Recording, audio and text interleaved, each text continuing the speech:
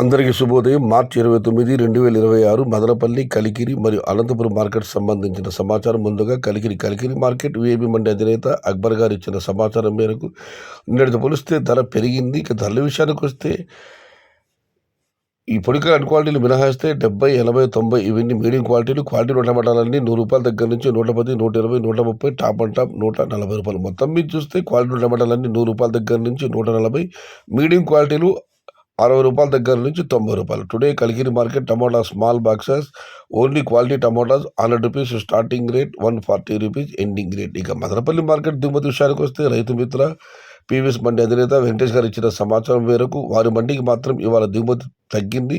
సతీమ మండీలు కొన్ని మండీలకు ఇంచుమించు అలాగే వచ్చింది, మరికొన్ని మండీలకు స్వల్పంగా పెరిగింది. మొత్తం మీద చూస్తే మదనపల్లి మార్కెట్లో నిన్నటితో పోలిస్తే దిగుమతి కాస్త అటు ఇటుగా 10% అటు ఇటుగా ఇంచుమించు అలాగే ఉంది.